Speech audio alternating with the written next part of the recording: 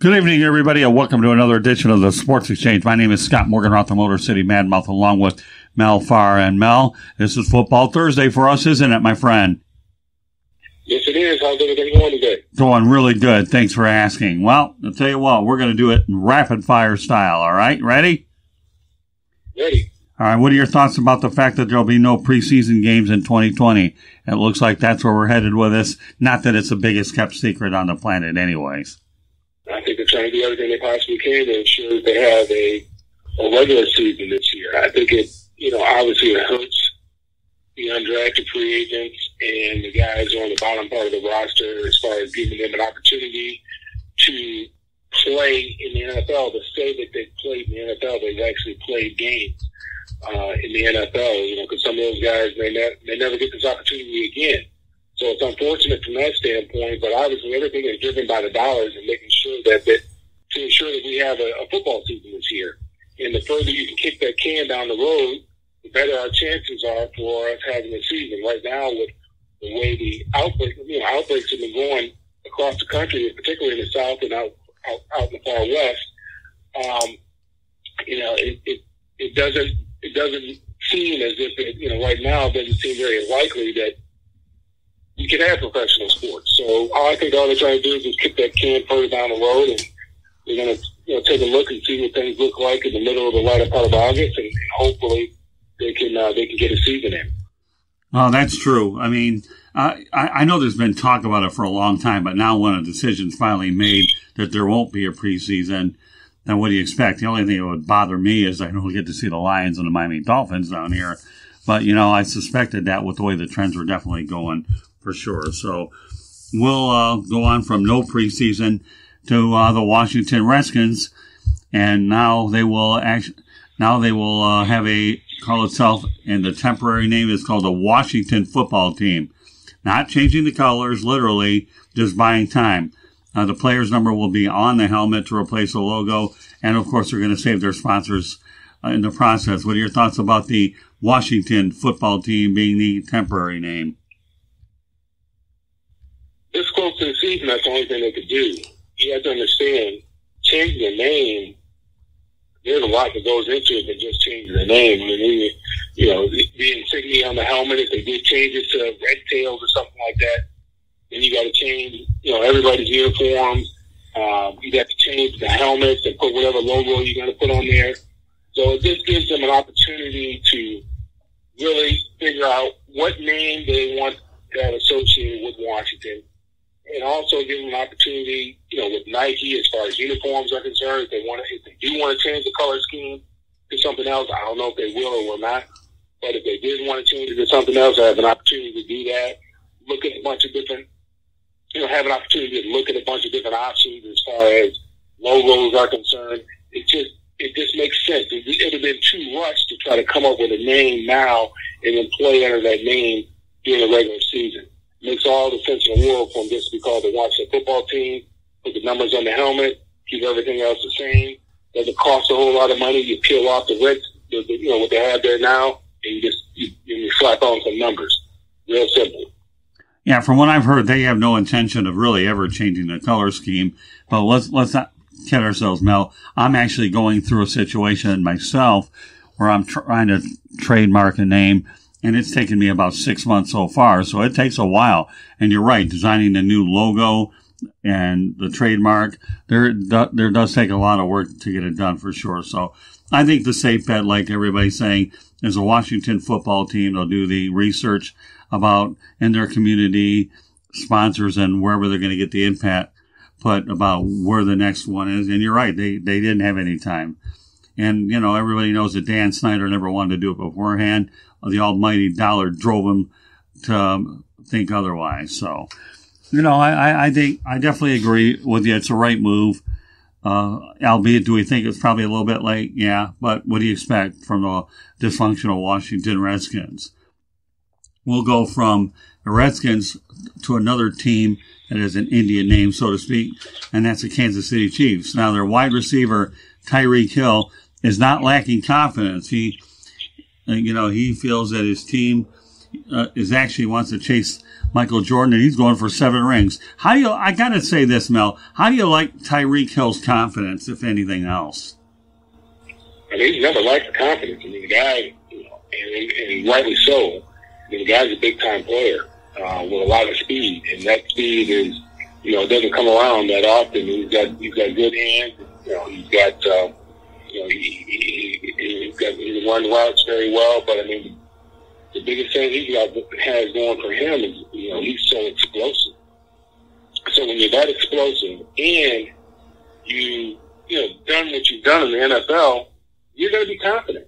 I mean, the guy started out as a return guy, and he was returning kickoffs and punts, and the next thing you know, he got an opportunity to get in the lineup, and he just kept making big plays. He just kept making plays. So, yeah, he has all the reason in the world to be as confident as he is, and then he's got a quarterback that likes to swing it. I mean, what better situation for a guy like him to be in than the situation he's in up there in Kansas City? I mean, going for 7 rings in the NFL is a stretch. Even Tom Brady only has 6. But you know what? I give him a mulligan. It's hard to win in the NFL. What's that? That's one thing I can say. It's hard to win. Oh, yeah. It's hard to win games in the NFL. Tom Brady did that over 19 years, I believe it was, up there in New England. Do they have a chance to win 3? Yeah, they have a chance to win 3. Dallas won 3 back. They won 2 with Jimmy, and then they won 1 with Barry. Do they have the talent to do that? Absolutely. But you have to play the games. You can talk about it, but at the end of the day, you have to play the games. You have to get a little bit lucky as far as health is concerned. And, it's difficult to win in the NFL. I mean, now everybody's gunning for them. They are the defending world champions. They're going to have to bring their A-plus game out there week in and week out. They do have an outstanding quarterback. There's no question about that. But, defensively, if they score 35 points and give up 36, that's still a loss. So they just have to be careful and go about their business. They have to remember how hard they worked last year to get to the Super Bowl, to win the Super Bowl. And a lot of times that's what happens with teams. They forget how hard they worked the previous year, and that's kind of why they had that little slump the following year, because they think that they start believing everything that they're reading and not remembering how hard they worked to get to where they were. Yeah, I mean, you're right. Patrick Mahomes has a heck of a future. He was rewarded with that contract. And now, of course, Tyreek Hill, a premier playmaker without a doubt. But, yeah, you're right. It is hard to win in the NFL. He's at least going to be able to say he's got a ring if he can get 2 or 3, and Andy Reid's able to keep it together. I think the one thing that gets lost when it comes to trying to win multiple championships is that thing called the salary cap, and the ability to fit everybody under the salary cap. But you know what, though? I give Tyreek Hill a heck of a lot of credit for even thinking about 7 rings and Michael Jordan, because if for no other reason, the youngster is thinking about greatness, and there's nothing wrong with that in my book at all. So more power to him if he can get it. The good thing is he's already got a ring. Right. He's checked that. Would it be great to have a dynasty, be a part of a dynasty? Yeah, that would be great. Now he's got to worry about getting paid. Right. And that's what's going to be tugging at him. Is, do I want to stay here and win some more championships, or do I want to get paid big time? And he had an opportunity to really get paid last year, but then had that little incident or whatever that he had, and I think he cost himself some money. I think he cost himself some money with that incident that he had last offseason. And they ended up, giving him a contract, but I don't think he got the contract that they wanted to give him. The contract that he would have gotten had he not had that incident in the offseason. Very, very true. Well, we'll talk about Tyreek Hill wanting to get paid to a Minnesota Vikings head coach, Mike Zimmer, who's going to get paid, as he's agreed to terms of a multi-year contract extension. His contract was set to expire in 2020 after the season. Here's a few numbers, Mel. Third winningest coach team history, 57-38 and 599 winning percentage. He's taken a team to the postseason 3 of the last 6 years. In 2015, 17, and 19. He beat New Orleans in the playoffs last year in overtime, lost to San Francisco and his extension is going to go to 2023. Kirk Cousins 2022. So you have coach and quarterback in hand for at least the next few years. What are your thoughts about Mike Zimmer getting rewarded with the Minnesota Vikings? Yeah, I think Mike Zimmer's steady. He's a no nonsense kind of coach. You think about, you say you're going to get rid of him. Who are you going to replace him with? Right. That's the thing you have to look at. Who's the next guy in line to replace him? There's only one team that's going to win the Super Bowl every year, and there's 32 teams fighting for it. But there's only one team that's going to win it. Right. And they're getting closer. They're competitive, and that's what you want to be. You want to be competitive. You want to be in the conversation. Our Lions are never in the conversation. When's the last time the Lions have been in the conversation about making a deep playoff run, let alone win the Super Bowl? It hasn't happened in my lifetime, I don't think. Maybe once when my brother was playing there, the year they beat the Cowboys. Right. And they made it, I believe, to the NFC Championship game. And I think they lost to the Washington Redskins, I think it was. But yeah, I covered the team that year. They're in the hunt every year, and that's what you want. You want to be in the hunt. Just a break here, a break there, and next thing you know, you're playing. You're in the big dance. So Mike Zimmer, he's a great coach for that team. He's the right coach for that team. They play great defense, and they like to pound the football. They got a quarterback that runs that offense very well, and they're a tough out. That's not an easy place to go. That's not an easy team to play against anybody, because they're going to be prepared to play, and they're going to have to hit you in the mouth on the defense side of the ball.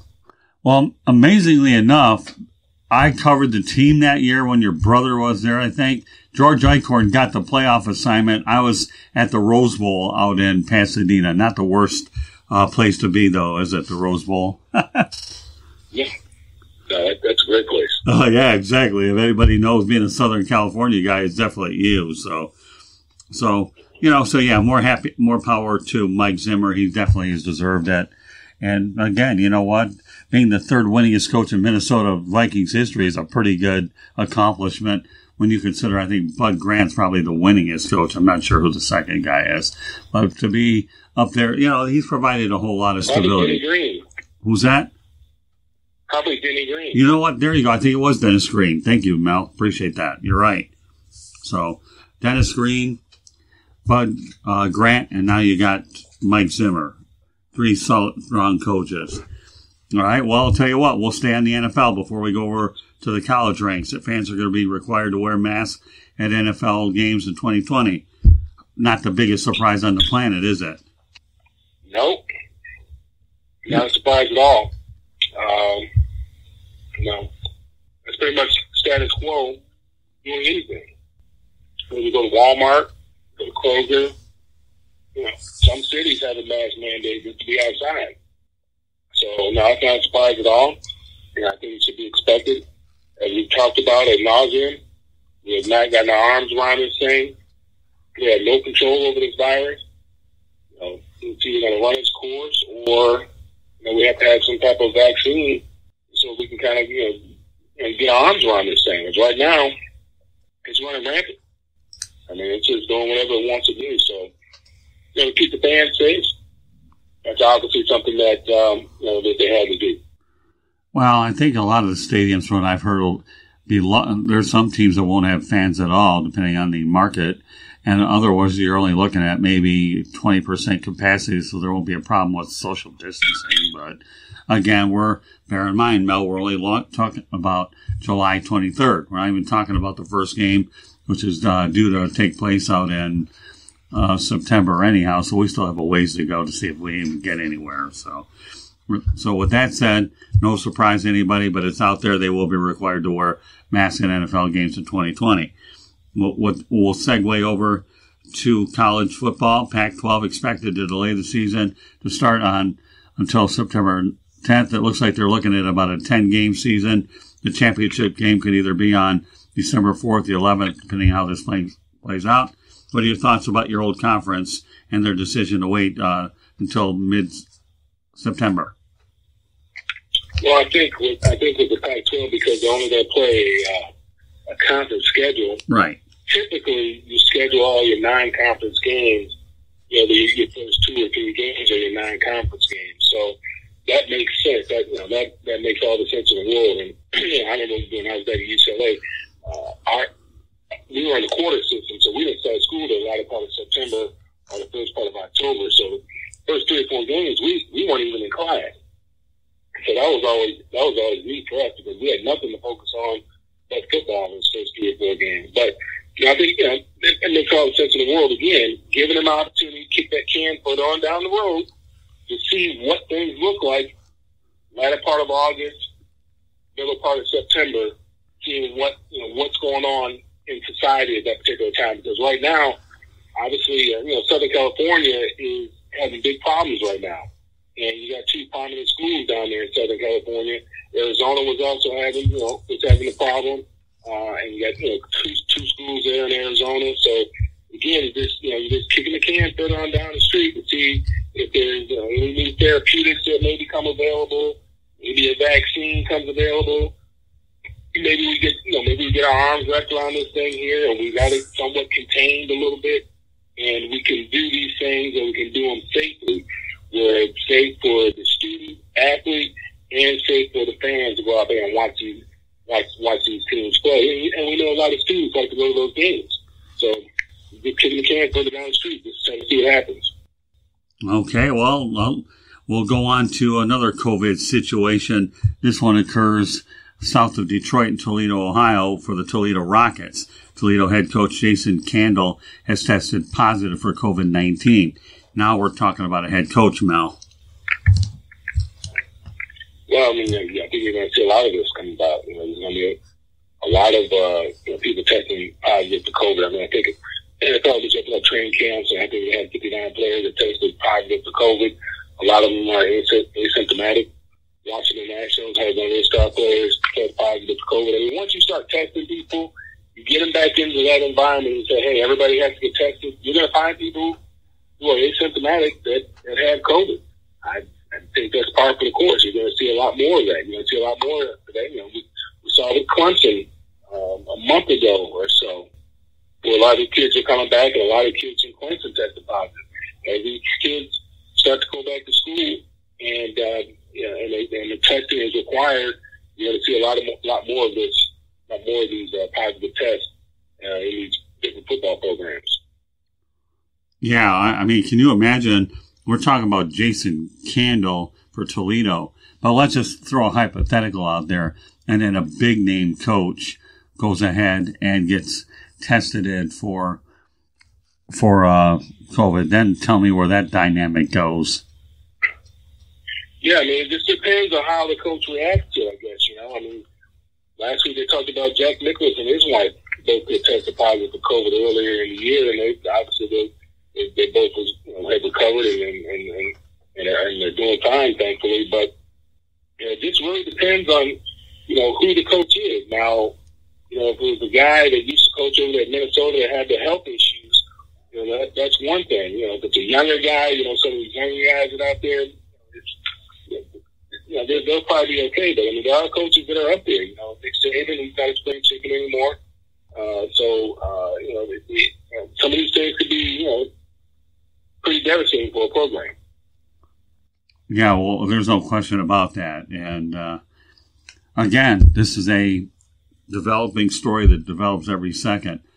Now, it looks like the University of Texas is going to cut their seating capacity in half due to COVID-19. We all know what a hotbed is for the Texas Longhorns. So I guess we could probably expect to see a trend with other college campuses as well, don't you think? Well, you have to look at what's going on in Texas right now. Right now, they're having they're fighting for their lives there. Hospitalizations have gone through the roof. COVID deaths, are skyrocketing. They're having a hard time right now. So right now with everything that's going on in Texas, that's the only decision they can make. They're right now. They're a few days, maybe a week or so away from doing a shelter in place. That's how bad it's getting over there right now. Yeah. So they're just trying to wait to see what these numbers look like, to see if this is going to continue if they're going to continue to spike or continue to go up, or they're going to flatten out a little bit, or they're going to come down as far as making a decision for them to shelter in place for a little while so they can get their arms around this thing. So it only makes sense that the University of Texas would make that decision as well. Yeah, just so you know, Mel, Darrell Royal, Texas Memorial Stadium seats around 100,000. So I don't know, it seems like 50,000 in a statement during these times. It seems like an awful lot, doesn't it? That's every other seat. That's not 6 feet. Yeah, that's my. Yeah, that's a lot. That's a lot of folks. They got to get that number down to 25,000. Precisely my point. Thank you for making it for me. I appreciate it. Okay. So, yeah, I don't know. I would think that, of course, you probably find a lot more college stadiums that have capacities of over 100,000 and the your stadiums are about 70, 75,000 with 1 million luxury suites as well. But, yeah, that seems like a lot. 50,000 for sure. So let's stay on the college ranks. Now there's uncertainty abounds as schools scramble to find games because of COVID-19 has led to the cancellation or postponement of more than 300 Division I games. Why don't you comment on that, and then I got a couple of examples here. Yeah, that's it's unfortunate, especially when we talked about it a few weeks ago. Some of the matchups that we had an opportunity to look at, but again, these are different times that we're living in right now, and football. Life is more important than football. Football is a game. Life is not. Life is nothing to play with. So the universities are trying to make a decision, based on the information they have, trying to make the best decision that they possibly can for the student athletes, without abandoning the whole season. Without abandoning the whole season and trying to say, okay, we'll just play a conference-only schedule. Again, that gives them the opportunity to kick their can down the road a little bit to try to see what things look like at that point in time. Now, all these schools are losing money. As far as these games are concerned, I mean, Atlanta always hosts big game here. They're going to lose big money by not having the Chick-fil-A Classic or whatever it is they have out here at the beginning, the kickoff game that they have there. That's going to cost a lot of money. But again, the universities are trying to do what's in the best interest of the student athlete, and again, give themselves an opportunity to see what things look like that time of year, when we're talking about the latter part of August, first part of September, middle part of September, see what things look like, see what the climate's like.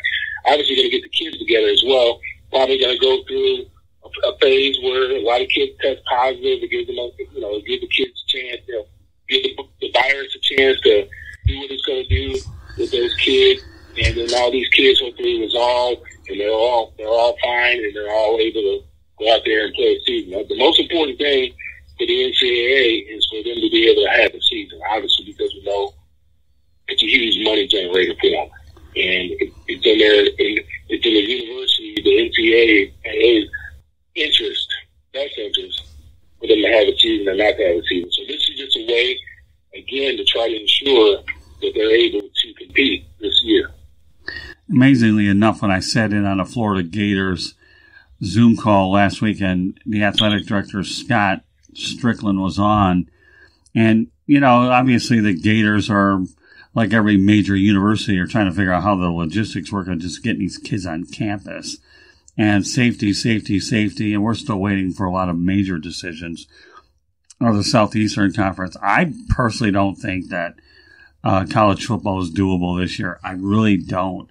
You have a lot more players, you have a lot more people on campus, where if you look at the NFL, you don't have nearly as many people on campus as you do during college football, if you follow my point.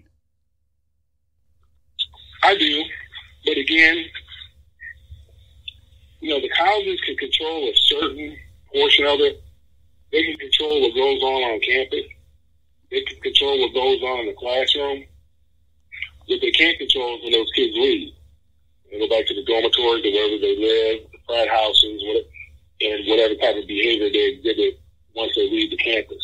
What are they doing once they leave campus? They're going and hanging out in bars. They're getting all together and partying and hanging out, doing different things, things they shouldn't be doing. And then they've done that, and there's people from the outside that come in and they're intermingling with those folks.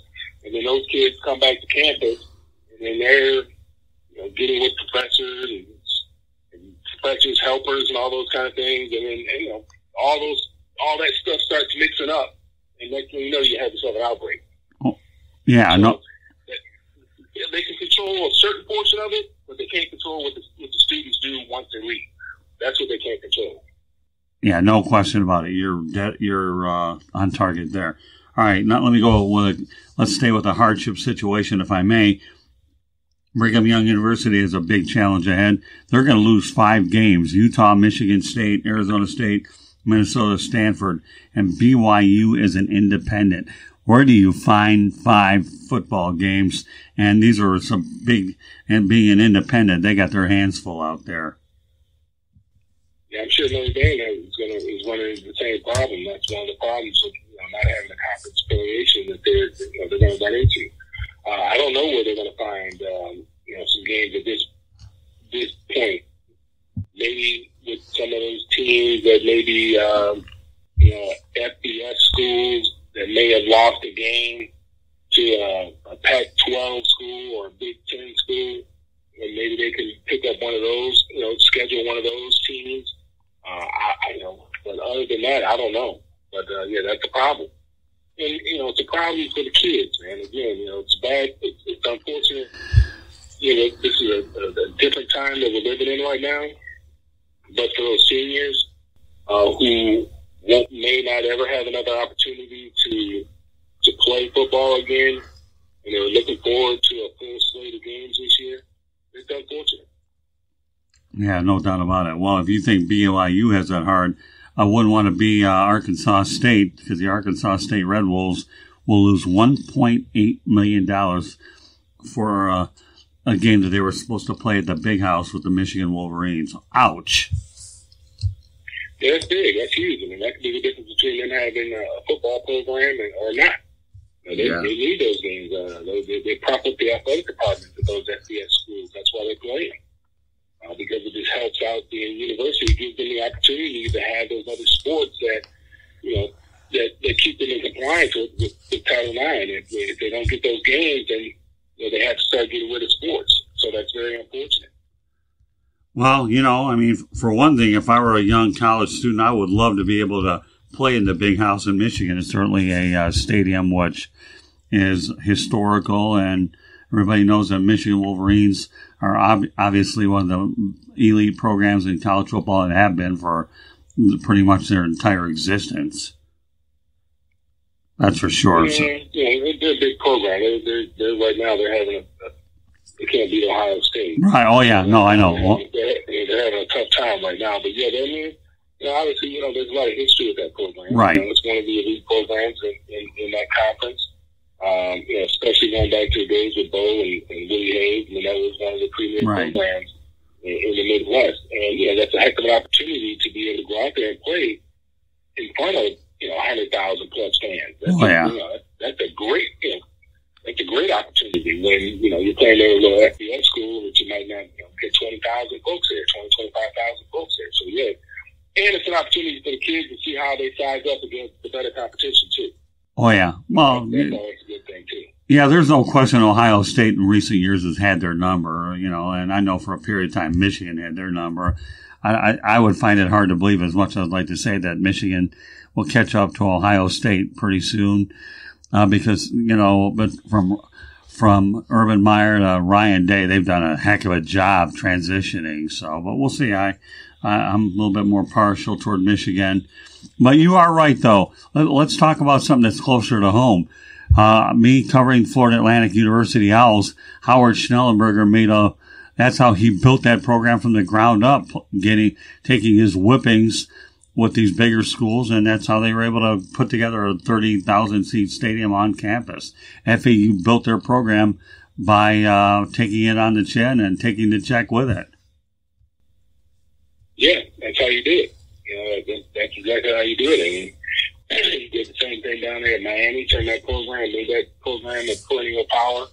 And, he started out, did the same thing at Louisville, made that program, brought that program up to, and made it a powerhouse. People had to think twice about playing Louisville. That's what he does. He knows how to start programs. That's one thing that he knows how to do. And he's done a very good job of it. He's done it everywhere he's been. And he's turned those athletic programs into team and the teams that you had to recognize, you have to take notice of. Yeah, it's sad that Howard Schnellenberger is not in the College Football Hall of Fame, but I don't think his record is good enough to be in there. And yet we had Jim Donnan on the broadcast about a month or two ago, and he got in. But Jim Donnan's a heck of a coach too. But I don't know, for some reason or another, am I partial toward Howard? Maybe a little bit, but I think Howard Schnellenberger belongs in the College Football Hall of Fame, don't you?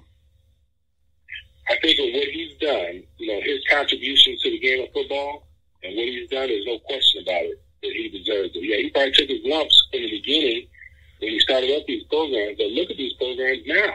And right. If it had not been for him, these programs would, still be, obscure programs. If it had not been for him going to those programs, turning those programs around, doing the things he did, we wouldn't even be talking about him. So without question, for his contribution to the game of college football, he definitely should be considered, or he should be in the Hall of Fame. Yeah, well, think about it for a moment. Miami was just about to cancel their football program. Howard Schnellenberger bring him into the equation, and he turned him into a national champion. That's number one. And then you want to talk about what he did for the Louisville Cardinals. The basketball program was the breadwinner over the football program. Howard Schnellenberger got them a stadium, on-campus stadium, and he has a building named after him there, and everybody knows what he's done with Florida Atlantic. I mean, what more does it take to get a person in the Hall of Fame than build three programs? He is a big program builder, and of course it didn't hurt that he learned from Don Shula or Bear Bryant either. No, not at all, but yeah, he definitely deserves to be in the Hall of Fame. There's no question about it for his contribution to the game of college football. So, well, we're having a good broadcast, aren't we here, Mel? We cover a lot of topics and rapid fire. Anything else that stands out to you in the football world that you want to bring up? No, I haven't looked at it too much. What's been going on in the football world. I know that they're still doing some negotiations right now between the players and the NFL. There's a few last things that they're trying to get buttoned up before obviously training camp gets in full swing here. Did you happen to see Tyreek and T.O. race? Yeah, Terrell Owens in pretty good condition, isn't he? Pretty good condition. Yeah. I couldn't imagine. He said he ran about a 4.42. I don't know if I can run 5 flat right now, to be honest with you. Well, you wouldn't want to know my score. Otherwise, it would be like looking at a chicken laying eggs. I should point out another thing to bring up, Mel. The SWAC has become the fifth FCS conference to cancel fall competition. What are your thoughts about that? Yeah, again, that's the HBCUs, and obviously they're challenged as it is in the first place. And, all the things that go into putting on a season, it's expensive enough. Number one, seasons are expensive, and then now you have to put in all these other protocols in there to make sure the kids are safe. They just don't have the money to do it. It's not that they don't want to do it; they just don't have the money to do it. I mean, it's a business decision that they've had to make. And then let's just say one of these schools were playing a team, and they're going to get some money, and now these teams are going to conference-only schedules. Now they don't get that revenue either. Right. So it's unfortunate. Again, I think about the seniors. It's unfortunate for these guys because this might be their last opportunity to play organized football, and they're not going to have the opportunity to do that. And it's just unfortunate. But again, these are different times that we're in right now. These aren't normal times. So drastic measures are having to be taken to make sure that, obviously, number one, the kids are safe. But all these decisions are made. They're not made about because of keeping the kids safe. They're made because of money. Well, one other thing. That's just keeping it real. And one other thing I want to mention here before we close the broadcast is this. The NCAA Oversight Committee has asked for delayed decision on fall sports. Well, what's your take on that? Because they're trying to, if they had to make a decision right now, how many schools will be playing? We don't know. It'd be very difficult to say that the Texas schools would be able to play. The Miami, Florida schools would be able to play. The Southern California schools would be able to play. Be very difficult to say that right now. So they're trying to, again, they're just kicking the can down the road, try to see what things look like.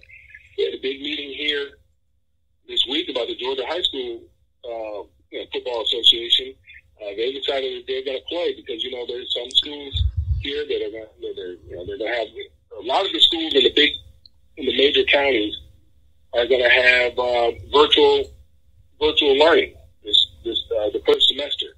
At first, it was going to be the parents had a choice between virtual and in school. And the weeks went by, they were going to have meetings about that. And they made the parents, gave them a hard deadline to make the decision. Then the superintendents came out saying we're just going to do virtual for the first part of the school year. Well, once they decided to go virtual, then they had to figure out, well, what are we going to do with football? The fall sports. Football is king down here, so they're going to do everything they possibly can to play football down here in the state of Georgia. So they made a decision that they're going to go ahead and play football down here in the state of Georgia. They made that decision now. But, it makes all the sense in the world for the NCAA to try to delay as long as they possibly can to try to see what things look like, to see if they can have a full season. And I even heard talk that the FCS would probably play some of their games in the spring. And you know what? I think if they did, it could be a good move because during the spring where, that they could land a decent amount of revenue streams if they played during the spring. I mean, obviously 2020 is crazy to begin with, but could you see something like that actually happening? That FCS said, it will certainly not help matters with the NFL draft or any of that, but at this particular point, getting a season in and being able to find other revenue streams, I think that would be a pretty wise move if they can pull it off. Yeah, I think it's good for the student because they'll get an opportunity to have their senior year playing. And again, all they're doing is just trying to delay it. We don't know what things are going to look like next year. Based on the way things are going right now, we have no clue of what things are going to look like next year. You're just trying to put off the decision as long as you possibly can to try to see what things look like at that particular time because none of us have a crystal ball and can tell you what's going to happen in the spring of 2021. But we're hoping, based on all the information that we're getting, as far as vaccines and therapeutics are concerned, that we'll have something to be able to combat this so that we'll be able to resume life as we've known it and have enjoyed it and get back to normal. I've often wondered about this. So I'm going to present you with this question as well. We know that the FBS, they have the Final Four.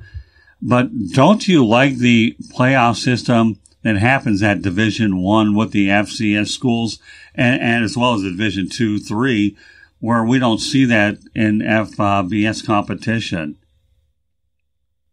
I think that's good for them. I've grown up on the bowl system, and so that's what I'm used to. And I like the bowl system. I understand the need to want to try to crown a true champion, but really that's all about money, and that's all it's about. I had no problem with the way that we used to do things. When I was in school in Pac-10, the big thing was getting to the Rose Bowl.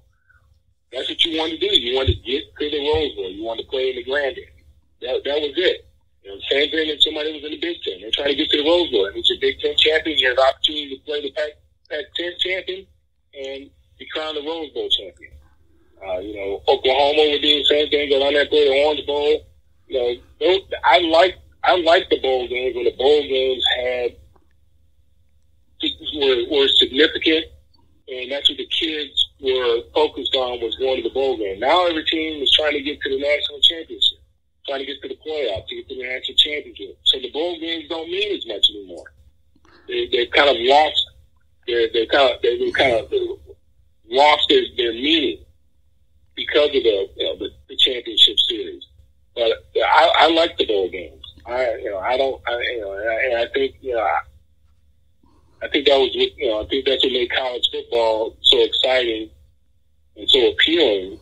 Was that kind of that downtime in December, and you get to watch all those bowl games, and guys were going out there laying out there on the line out there and having fun. That's the big thing about it. The guys are having fun. That's when the game is just a game. Now it's more like a business. Yeah, well, you're right. I mean, I like the bowl system because to me, it's another way for pro scouts to scout prospects. I really do, in addition to the All-Star games that follow after that. My only issue with the bowl system now is there's just way too many of them. You're allowing 5 and 7, 6 and 6 teams to get in, whereas I think there should have been a cutoff point. But again, you've already said it before. You're right. They're watered down. Yeah. Watered down now. To be bowl eligible, you got to win 6 games. I mean, come on. A bowl is, to me, was a reward for having a good season. Exactly. Then you get to go to a bowl game. Yeah. So you have an extra football game. So you get extra weeks of practice with your teammates. And if you're a senior, you get one more game to put on that uniform and go out there and represent your university when you will probably never have another opportunity to put on a football uniform. So it gives you that one last opportunity. And it was a reward for having a good season. I mean, 6 games, being 6 and 6 is not. That's not good. I think there should be a limit on the bowl games. Like you said, they've gotten watered down. Oh, yeah. Bowl games should be in nice places where it's warm, not cold.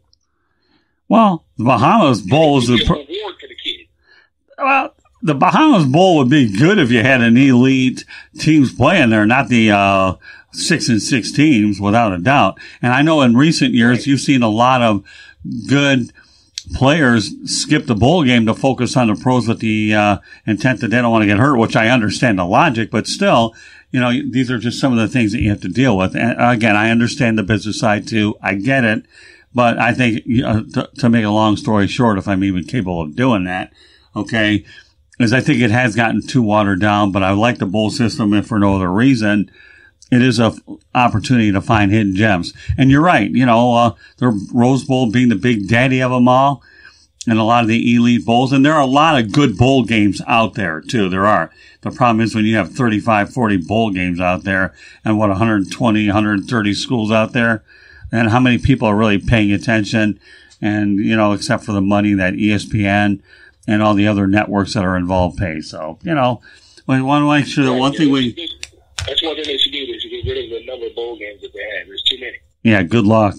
Good luck. If it doesn't seem like they're getting rid of them, Mel. It looks like they're adding them. I think they're even talking about having one up in Fenway Park now, I think. I don't know from what I heard. I don't know. But they're not getting they're only adding them, my friend, is what they're doing. They're not going to subtract them. But point well taken. Well, Mel, what's been so good about this broadcast today is at least we had an opportunity to give pro football and college football a great deal of attention, right? Yes, sir.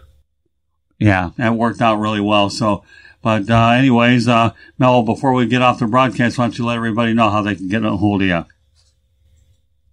You can get a hold of me at all the social media, Twitter, LinkedIn, Facebook, Instagram at Mel Farr Jr. Email is melfarjr@gmail.com. And you can see what we have going on in Detroit and here in Atlanta at melfar.org. Yeah, we can't lose sight of the fact that Mel Farr is our football analyst for the WSAN South Florida Tribune Broadcasting Network. We do this every Thursday, Mel. We love having you on the broadcast. You do a great job. And in terms of getting a hold of us, you can get a hold of us at Tribune South on Twitter. Facebook, South Florida Tribune gets it done. Instagram, South Florida Tribune, once again, gets it done. Next time I'm in Atlanta, Mel, you and I are going to do a YouTube video. And on that YouTube channel, you can find us at South Florida Tribune. Our website, www.southfloridatribune.com. The email to get a hold of us is southfloridatribune@gmail.com. You can reach me on LinkedIn, Scott Morganroth.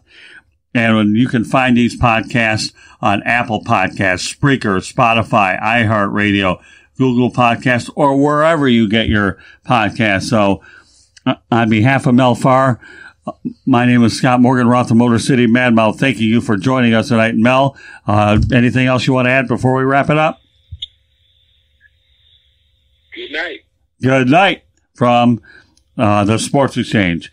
And we will catch you next time.